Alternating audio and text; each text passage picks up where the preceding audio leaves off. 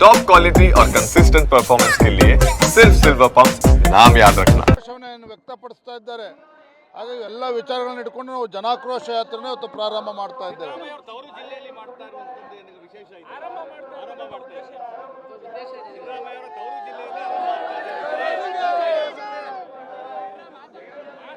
ನೋಡಿ, ಇವತ್ತು ಮೈಸೂರು, ವಿಶೇಷವಾಗಿ ನಮ್ಮ ಮೈಸೂರು ಇರ್ಬೋದು, ಹಳೆ ಮೈಸೂರು ಭಾಗ, ಇಲ್ಲಿ ಬಂದರೆ ನಮಗೊಂದು ಶಕ್ತಿ ಸಿಗ್ತದೆ, ಒಂದು ಪ್ರೇರಣೆ ಸಿಗ್ತದೆ. ತಾಯಿ ಚಾಮುಂಡೇಶ್ವರಿ ಕೃಪೆನೂ ಬೇಕಾಗ್ತದೆ.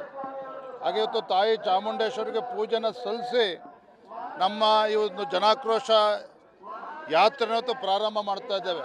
ನೋಡಿ, ಎಲ್ಲಿವರೆಗೆ ಅಂತ ಹೇಳಿದ್ರೆ ದುರಂತ ಅಂತೇನಪ್ಪ ಅಂತಂದರೆ, ಹಿಂದೆ BJP ಸರ್ಕಾರ ಇದ್ದಾಗ, ಯಡಿಯೂರಪ್ಪನವರು ಮುಖ್ಯಮಂತ್ರಿಗಳಿದ್ದಾಗ ಇದೇ ಮೈಸೂರು ಭಾಗದಲ್ಲಿ ಎಷ್ಟು ಅಭಿವೃದ್ಧಿಗೆ ಹಣವನ್ನು ಕೊಡ್ತಾ ಇದ್ರು, ಯಾವ ರೀತಿ ಅಭಿವೃದ್ಧಿ ಕೆಲಸಗಳು ಆಗ್ತಾ ಇತ್ತು.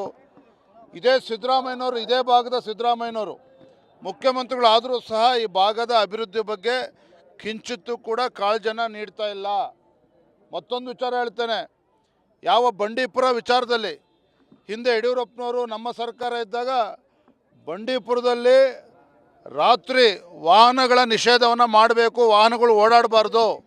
ಯಾಕೆಂದರೆ ರಾತ್ರಿ ಹೊತ್ತು ವಾಹನಗಳು ಓಡಾಡಿದರೆ ಅಲ್ಲಿ ವನ್ಯಜೀವಿಗಳಿಗೆ ತೊಂದರೆ ಆಗ್ತದೆ ಅಂಥೇಳಿ ಯಡಿಯೂರಪ್ಪನವರು ಮುಖ್ಯಮಂತ್ರಿಗಳಿದ್ದಾಗ ಕೇರಳದ ಮುಖ್ಯಮಂತ್ರಿಗಳು ದೂರವಾಣಿ ಕರೆ ಮಾಡಿ ಒತ್ತಡವನ್ನು ಹಾಕಿದರೂ ಸಹ ನಮ್ಮ ಸರ್ಕಾರ ಇದ್ದಾಗ ಅಲ್ಲಿ ವಾಹನಗಳು ಓಡಾಡಬಾರ್ದು ರಾತ್ರಿ ಹೊತ್ತು ಅಂತೇಳಿ ಬ್ಯಾನ್ ಮಾಡಿದ್ವಿ.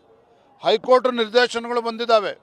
ಅನೇಕ ಕನ್ನಡ ಪರ ಸಂಘಟನೆಗಳು, ಪರಿಸರ ಪ್ರೇಮಿಗಳು ಕೂಡ ಹೋರಾಟ ಮಾಡಿದ್ದಾರೆ. ಇದು ಆದರೂ ಸಹ ಇವರಿಗೆ ರಾಜಕೀಯನೇ ಎಷ್ಟು ಮುಖ್ಯ ಆಗಿದೆ ಅಂತ ಹೇಳಿದ್ರೆ, ಅಲ್ಲಿ ವಯನಾಡಿನಲ್ಲಿ ರಾಹುಲ್ ಗಾಂಧಿಯವರಿಗೆ ಖುಷಿಪಡಿಸ್ಬೇಕು ಅಂಥೇಳಿ ಇವತ್ತು ಪರಿಸರವನ್ನು ಕೂಡ ಲೆಕ್ಕಿಸದೆ, ಅಲ್ಲಿ ಪ್ರಾಣಿ ಪಕ್ಷಿಗಳನ್ನು ಕೂಡ ಲೆಕ್ಕಿಸದೆ ಇವತ್ತು ಅಲ್ಲಿ ರಾತ್ರಿ ಹೊತ್ತು ವಾಹನಗಳು ಓಡಾಡೋದಕ್ಕೆ ಮತ್ತು ಅನುಮತಿ ಕೊಡ್ತಕ್ಕಂಥ ಒಂದು ಪಿತೂರಿ ನಡೀತಾ ಇದೆ.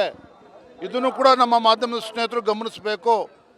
ಯಾಕೆಂತ ಹೇಳಿದ್ರೆ ಇವತ್ತು ಈ ಭಾಗದ ಮುಖ್ಯಮಂತ್ರಿಗಳು ಈ ಭಾಗದ ಅಭಿವೃದ್ಧಿನೂ ಕೂಡ ಮಾಡ್ತಾ ಇಲ್ಲ.